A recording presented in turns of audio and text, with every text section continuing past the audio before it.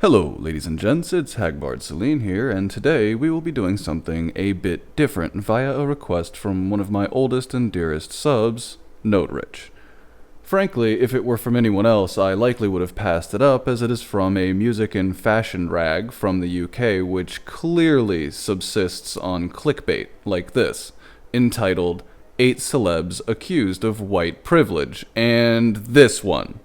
Yeah, I'm just gonna leave this old piece of clickbait up for a second to let how stupid the internet really is sink in with everyone. I'm also going to present a short argument at the end which I hear from time to time from Islamic apologists and see what the audience makes of it. So, something a bit different today, and I hope everyone enjoys. Moving right along, the article begins as such. The words white privilege have become a hot-button issue this year, so it makes sense that we would write a shit clickbait article about it. Especially in the entertainment world, where, all the money is. Where some view the fact that a performer is white as an advantage when it comes to things such as popularity and awards. Here are 8 celebrities who have been accused of white privilege fame. Because, it's impossible, first and foremost, to become famous in any sort of entertainment industry while not being white, and simultaneously, anybody who is white and has achieved any fame in the entertainment industry has indeed only achieved that fame because of the color of their skin. That's the argument we're currently having, ladies and gentlemen. And their first example is one Macklemore. The white rapper is one of the more popular and profitable MCs in the business, but he's been accused of taking music that came from the struggles of African Americans and turning it into an art form that is acceptable for white urban youth. This is clearly the act of an evil white supremacist, as it is well known that a good ally is willing to segregate the populations based on area of geography and skin color. Otherwise, the poor African American population might have to interact with the white population. And we all know how damaging it is psychically when the oppressor uses the tools of the oppressed and just uses them as toys, as playthings, when in reality, these were important tools as coping mechanisms for the African American population, and Macklemore is stealing it from them. This mindset is inherent when one uses words like accused of taking music. He isn't taking anything, he's creating something a lot of these people don't seem to understand, as they don't create shit. The article continues, in other words, people think Macklemore is a poser who is only famous because he projects a safe, non-threatening persona. You mean like Will Smith? But let's not get caught up in the details of Will Smith being a successful black man who's non-threatening, and Macklemore being a successful white man who can be personified as non-threatening. How about let's just accept the fact that fundamentally we prefer non-threatening people? How's that? Ah, yes, number 2 is Taylor Swift, to the surprise of absolutely no one who has seen my videos on intersectionality, as she's regularly held up as being an evil, evil white person who, again, is stealing the beautiful black culture for her own profit.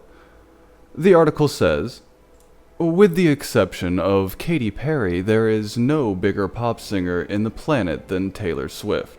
But her white privilege fame came under fire earlier this year when she was nominated for the most MTV Video Music Awards, and Nicki Minaj expressed her disappointment that so few singers of color received multiple nominations.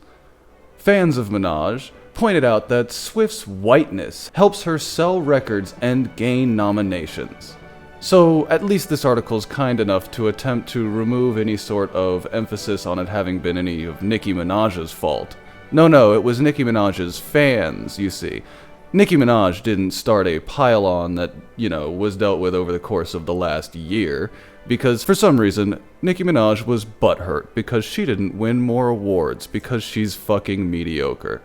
Not to say that Taylor Swift isn't mediocre, but it's a different kind of mediocre, and her kind of mediocre does tend to be a little bit more popular. I am utterly sorry if riding naked on a wrecking ball tends to get more attention than singing about big dicks. Number 3 is, of course, Adele. For the exact reasons that one would come to expect by now. Adele is a soulful pop singer who took the world by storm with her first 2 albums, but some black soul singers resent the fact that Adele is making millions singing bluesy tunes that they feel she has appropriated from the black experience. This would be akin to saying that the blues singers appropriated the guitar from the white experience. You see how ass backwards this is? Rappers currently use electronic music in the background. Where do you think that electronic music was first founded? By white people. So you're appropriating white culture to make black music. Maybe this is just a normal thing. Adele is seen by some as a great singer who has stolen many of her inflections and themes from black blues singers without giving them credit. Because singing in a black, soulful manner is not giving enough credit. Apparently, one must either give public credence to the fact that this whole art style, every song she sings just started with, yo, this is a song about the black experience sung by a white chick. I know it's wrong. I shouldn't be doing it, but I happen to be good at singing. No, this is completely asinine. The only other alternative is by credit, they mean credit, as in money. Number 4 is Caitlyn Jenner. I know, ladies and gents, let's just try and get through this one. Jenner seems to have spent the entire year profiting off of her white privilege. Think about it. Would anybody have cared about her gender transformation? Or would she have earned her own reality show if she was black or Latino? Because there are no black or Latino reality TV shows, right? Would ESPN have seen fit to give her a Courage Award if Jenner were black? Because there have been no black receivers of the Courage Award, right? The answers are obvious, and it speaks for the fact that Jenner is rich and white, and therefore worthy of attention in the media's eyes. Sure, it's not the rich part that's the most important. It's not the athleticism that the person once displayed that's why they're famous. Not at all, no. It's actually because they're related somehow tertially to the Kardashians. And the Kardashians are famous for being fucktoys. So he's really tertially famous for being related to fucktoys. So, I mean, if depending on how you want to take that, it's really up to you. Number 5 is, of course, Rachel Dolezal. I know, Rachel's story is still pretty stunning. This is a white woman who lied and told the NAACP that she was black, worked her way up to becoming the chairman of the NAACP chapter in Washington, knowing the whole time that she was born a white woman. Talk about privilege. You know, it's funny that they would say that unironically, considering if, as a white woman, she had already had privilege, why would one want to become or represent oneself as a black person to get into positions of power? It's interesting to say that a white woman has the privilege of becoming black when in reality she became black to garnish certain privileges. Dolezal's excuse was that she had long identified with the plight of African Americans, so she felt black in her soul. Whatever. Dolezal's act wasn't brave, because anytime she felt like it, she could become white again and pay no price for her experiment. I don't know, it appears as though she's currently paying a price for that experiment in the eye of the public. She's ridiculed, she's mocked, and she's going to be that way for quite some time. This isn't going away. She's going to be ridiculed for probably the rest of her known life. Moving right along. Number 6 is Gwyneth Paltrow. As far as I can tell, this is just a salty-ass article on people being pissed off at Gwyneth Paltrow. It's kind of funny. It reads, Paltrow is hated by many because she comes from wealth and privilege and talks down to everyone. She seems to believe she exists on some pedestal where only rich and beautiful are allowed. Well, she does. It's called Hollywood. I mean, if you don't like that, you're gonna have to fucking really have some shit to deal with, because That is, indeed, most fame. Most fame is wealth and beauty. She is indulged because she has wealth and fame and an Academy Award, which is why she can get away with dropping the N-word at a concert with the excuse that she's the best friends with Jay-Z and Beyonce, so, you know, it's okay for her to use that kind of language. It's kind of akin to the same argument in reverse of, I don't have any power and privilege, thus I can say any awful and outrageous shit I want, because I don't have any power or privilege. Well, what this is that if you have power or privilege in any measurable sense and you're white, you're not allowed to do anything ever wrong. If you do, then you're obviously using that power and privilege to get away with your wrongdoing. Because it's not like you can use a victim complex to get away with wrongdoing as well. The next one is, of course, Matt Damon. Yes, Matt Damon has become famous because of his white privilege. Really, as far as I can tell, the point of this particular part of the article is to show how butthurt they were about that old thing that happened with Matt Damon when he was talking to Effie Brown. Yeah, she really appears to have pissed people off with this. Because it's not even about the original intent of the article, which is them becoming famous or their fame is based on their whiteness. No, this is his whiteness having offended African Americans and other people of color, simply by saying that you shouldn't insist on there being women or women of color in the media behind the camera simply because they're women or women of color. Because you see, affirmative action makes people go, yeah, you're only here because. And I think he knows that, and I think he also knows that if the quality of directors and producers drop off, that the quality of films drop off. I would offer you Chirac as a good example of what happens when you don't give a shit about your production values. The article reads, poor Damon. He's known mostly as a really good actor and a good dude, but he screwed up royally on his HBO reality show Project Greenlight when discussing diversity with Ben Affleck and black producer Effie Brown, as the trio were trying to select the winner of the show.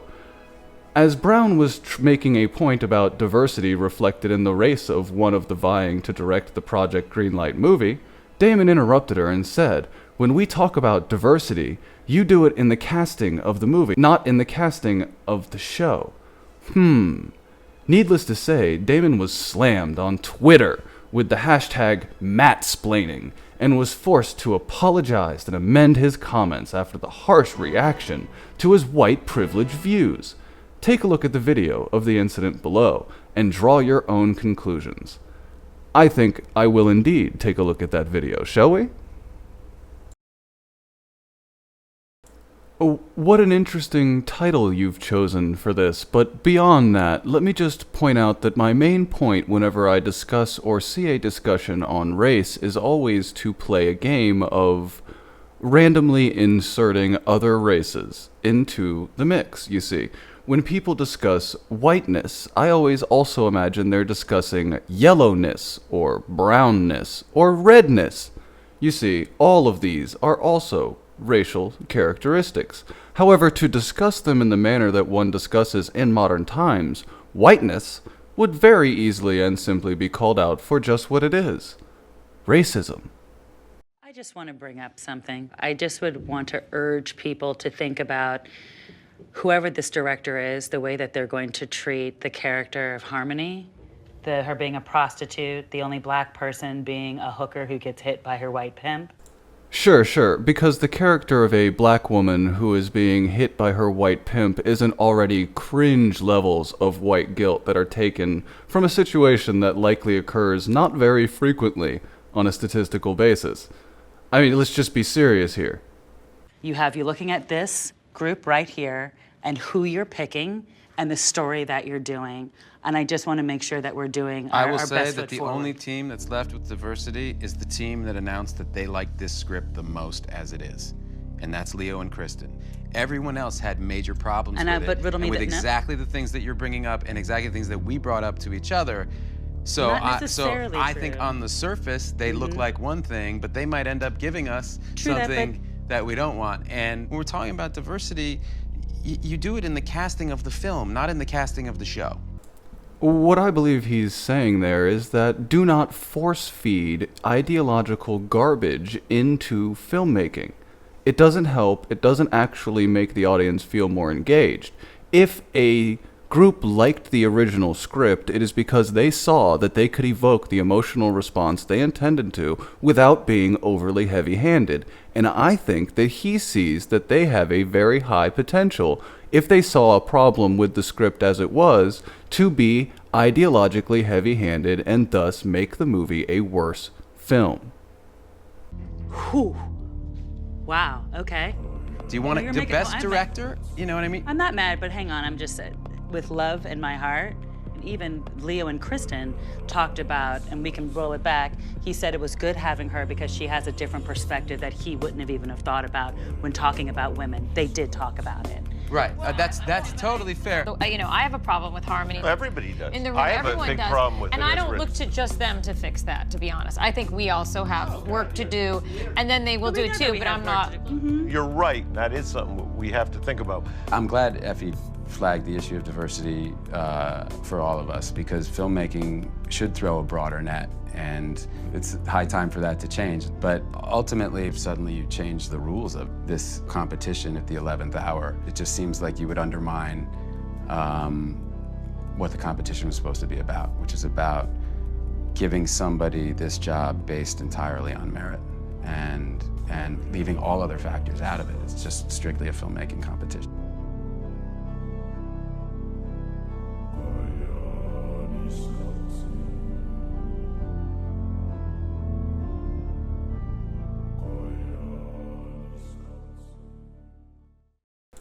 Yeah, we all know for a fact that saying that you want something based on merit in today's climate makes you a horrible, horrible white supremacist. Horrible white supremacist. And that little commentary at the end, as grammatically retarded as it was, did not in any way, shape, or form seem like you were butthurt children. It's completely fine. Moving on, number 8 is of course Iggy Azalea. Why wouldn't it be? Yet another singer-songwriter accused of stealing black culture by singing in a manner that is similar to a style that was invented by African Americans.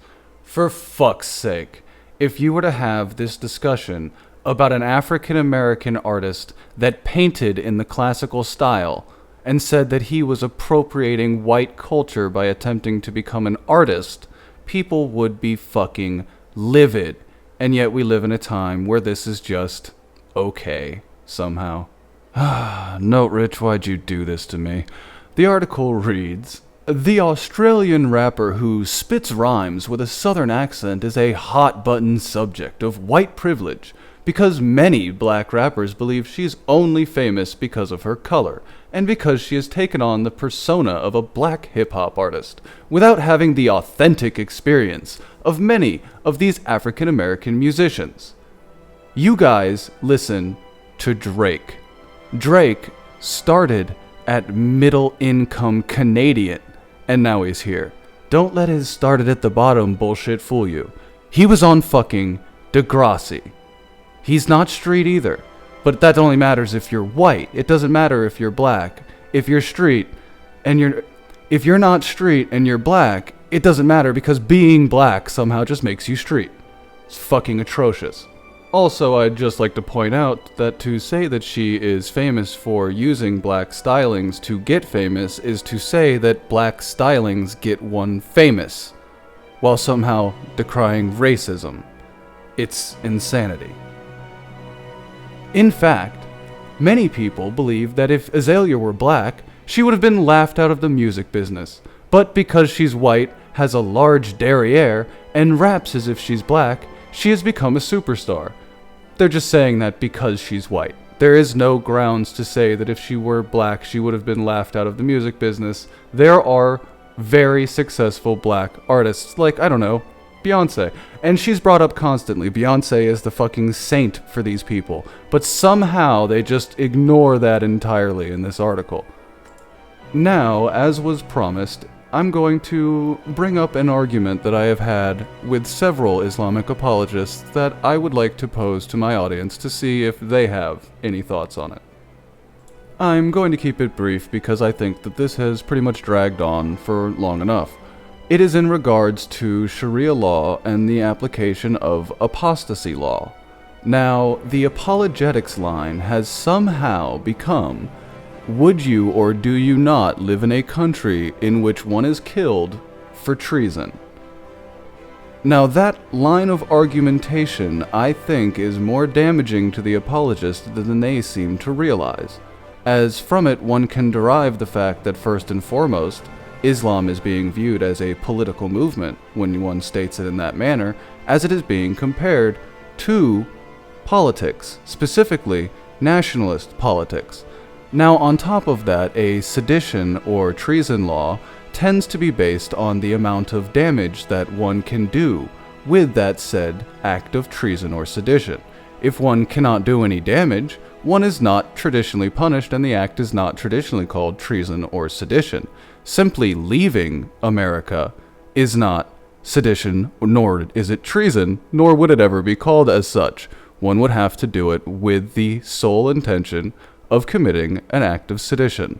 That being said, you can also be simultaneously an American and a UK citizen, an American and a Canadian citizen, an American and a Mexican citizen, an American and a French citizen, an American and a Chinese citizen. You can hold dual citizenship. This is not encouraged in Islam, and it is not encouraged in apostasy. So I'm not exactly sure how this line of argumentation seems to function in their heads. I would actually like anybody who has thoughts on this to leave a comment. That being said, I'm going to wrap this video up with a little reminder that I will be doing a Q&A here shortly. It will likely be a live stream, and on it I will likely be getting quite intoxicated for the enjoyment of my fans. So, as it were, that's it for today. I hope everyone enjoyed. I will see everyone on Wednesday. Stay safe out there, and goodbye.